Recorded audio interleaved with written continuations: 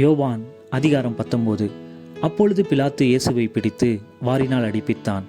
போர் சேவகர் முள்ளுகளினால் ஒரு முடியை பின்னி அவர் சிரசின் மேல் வைத்து சிவப்பான ஒரு அங்கியை அவருக்கு உடுத்தி, யூதருடைய ராஜாவே வாழ்க என்று சொல்லி அவரை கையினால் அடித்தார்கள். பிலாத்து மறுபடியும் வெளியே வந்து, நான் இவனிடத்தில் ஒரு குற்றமும் காணேன் என்று நீங்கள் அறியும்படிக்கு இதோ உங்களிடத்தில் இவனை வெளியே கொண்டு வருகிறேன் என்றான். இயேசு முள்முடியும் சிவப்பங்கியும் தரித்தவராய் வெளியே வந்தார்.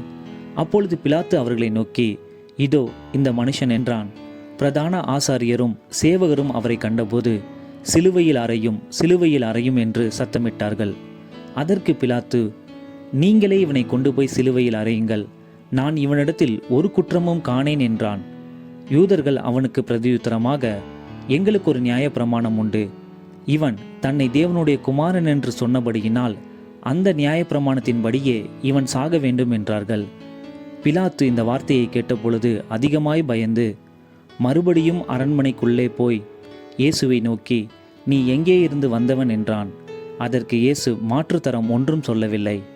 அப்பொழுது பிலாத்து, நீ என்னோட பேசுகிறதில்லையா? உன்னை சிலுவையில் அறைய எனக்கு அதிகாரம் உண்டு என்றும் உன்னை விடுதலை பண்ண எனக்கு அதிகாரம் உண்டு என்றும் உனக்கு தெரியாதா என்றான். இயேசு பிரதியுத்தரமாக, பரத்திலிருந்து உமக்கு கொடுக்கப்படாதிருந்தால் என் மேல் உமக்கு ஒரு அதிகாரமும் இராது. ஆனபடியினாலே என்னை உம்மிடத்தில் ஒப்பு கொடுத்தவனுக்கு அதிக பாவம் உண்டு என்றார். அது முதல் பிலாத்து அவரை விடுதலை பண்ண வகை தேடினான். யூதர்கள் அவனை நோக்கி, இவனை விடுதலை பண்ணினால் நீ ராயனுக்கு சிநேகிதன் அல்ல, தன்னை ராஜாவென்கிறவன் எவனோ அவன் ராயனுக்கு விரோதி என்று சத்தமிட்டார்கள். பிலாத்து இந்த வார்த்தையை கேட்டபொழுது இயேசுவை வெளியே அழைத்து வந்து தளவரிசைப்படுத்தின மேடை என்றும் எபிரேயு பாஷையிலே கபத்தா என்று சொல்லப்பட்ட இடத்திலே நியாயாசனத்தின் மேல் உட்கார்ந்தான். அந்த நாள் பஸ்காவுக்கு ஆயத்த நாளும் ஏறக்குறைய 6 மணி நேரமுமாயிருந்தது. அப்பொழுது அவன் யூதர்களை நோக்கி, இதோ உங்கள் ராஜா என்றான். அவர்கள், இவனை அகற்றும் அகற்றும், சிலுவையில் அறையும் என்று சத்தமிட்டார்கள். அதற்கு பிலாத்து, உங்கள் ராஜாவை நான் சிலுவையில் அறையலாமா என்றான். பிரதான ஆசாரிய பிரதியுத்தரமாக, ராயனே அல்லாமல் எங்களுக்கு வேறே ராஜா இல்லை என்றார்கள். அப்பொழுது அவரை சிலுவையில் அறையும்படிக்கு அவர்களிடத்தில் ஒப்பு கொடுத்தான். அவர்கள் இயேசுவை பிடித்து கொண்டு போனார்கள். அவர் தம்முடைய சிலுவையை சுமந்து கொண்டு எபிரேயு பாஷையிலே கொல்கொதா என்று சொல்லப்படும் கபாலஸ்தலம் என்கிற இடத்திற்கு புறப்பட்டு போனார். அங்கே அவரை சிலுவையில் அறைந்தார்கள். அவரோடே கூட வேறு 2 பேரை 2 பக்கங்களிலும் இயேசுவை நடுவிலுமாக சிலுவைகளில் அறைந்தார்கள். பிலாத்து ஒரு மேல் விசாலத்தை எழுதி சிலுவையின் மேல் போடுவித்தான். அதில் நசரேனாகிய இயேசு யூதருடைய ராஜா என்று எழுதியிருந்தது. இயேசு சிலுவையில் அறையப்பட்ட இடம் நகரத்துக்கு சமீபமாய் இருந்தபடினால் யூதரில் அநேகர் அந்த மேல் விசாலத்தை வாசித்தார்கள்.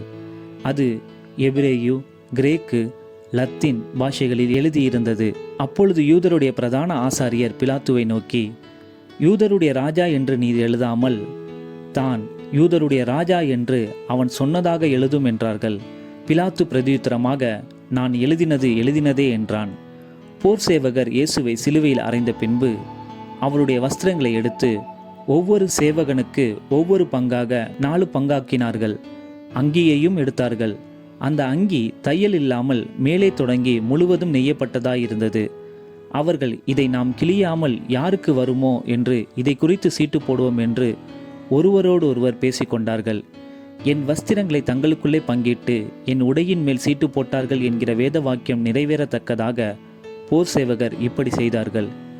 இயேசுவின் சிலுவையின் அருகே அவருடைய தாயும் அவருடைய தாயின் சகோதரி கிளையோப்பா மரியாளும் மகதலேனா மரியாளும் நின்று கொண்டிருந்தார்கள். அப்பொழுது இயேசு தம்முடைய தாயையும் அருகே நின்ற தமக்கு அன்பாயிருந்த சீஷனையும் கண்டு தம்முடைய தாயை நோக்கி, ஸ்திரீயே, அதோ உன் மகன் என்றார். பின்பு அந்த சீஷனை நோக்கி, அதோ உன் தாய் என்றார். அந்நேரம் முதல் அந்த சீஷன் அவளை தன்னிடமாய் ஏற்றுக்கொண்டான். அதன் பின்பு எல்லாம் முடிந்தது என்று இயேசு அறிந்து வேத வாக்கியம் நிறைவேறத்தக்கதாக தாகமாயிருக்கிறேன் என்றார். காடி நிறைந்த பாத்திரம் அங்கே வைக்கப்பட்டிருந்தது. அவர்கள் கடற்காளானை காடியிலே தோய்த்து ஈசோப்பு தண்டில் மாட்டி அவர் வாயினிடத்தில் நீட்டி கொடுத்தார்கள். இயேசு காடியை வாங்கின பின்பு முடிந்தது என்று சொல்லி தலையை சாய்த்து ஆவியை ஒப்பு கொடுத்தார். அந்த நாள் பெரிய ஓய்வு நாளுக்கு ஆயத்த நாளாக இருந்தபடியினால் உடல்கள் அந்த ஓய்வு நாளிலே சிலுவைகளில் இராதபடிக்கு யூதர்கள் பிலாத்துவினிடத்தில் போய் அவர்களுடைய கால் எலும்புகளை முறிக்கும்படிக்கும் உடல்களை எடுத்து போடும்படிக்கும் உத்தரவு கேட்டுக்கொண்டார்கள். அந்தபடி போர் சேவகர் வந்து அவருடனே கூட சிலுவையில் அறையப்பட்ட முந்தினவனுடைய காலெலும்புகளையும் மற்றவனுடைய காலெலும்புகளையும் முறித்தார்கள். அவர்கள் இயேசுவின் இடத்தில் வந்து அவர் மரித்திருக்கிறதைக் கண்டு அவருடைய காலெலும்புகளை முறிக்கவில்லை.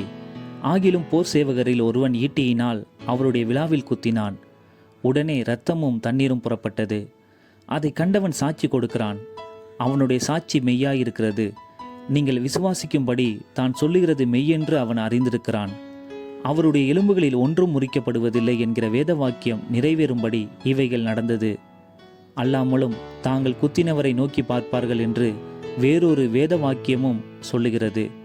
இவைகளுக்கு பின்பு அரிமத்தியா ஊரானும் யூதருக்கு பயந்ததினால் இயேசுவுக்கு அந்தரங்க சீஷனுமாகிய யோசேப்பு இயேசுவின் சரீரத்தை எடுத்துக்கொண்டு போகும்படி பிலாத்துவின் இடத்தில் உத்தரவு கேட்டான். பிலாத்து உத்தரவு கொடுத்தான். ஆகையால் அவன் வந்து இயேசுவின் சரீரத்தை எடுத்துக்கொண்டு போனான்.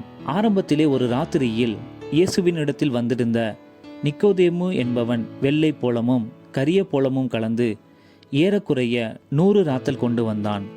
அவர்கள் இயேசுவின் சரீரத்தை எடுத்து யூதர்கள் அடக்கம் பண்ணும் முறைமையின்படியே அதை சுகந்த வர்க்கங்களுடனே சீலைகளை சுற்றி கட்டினார்கள்.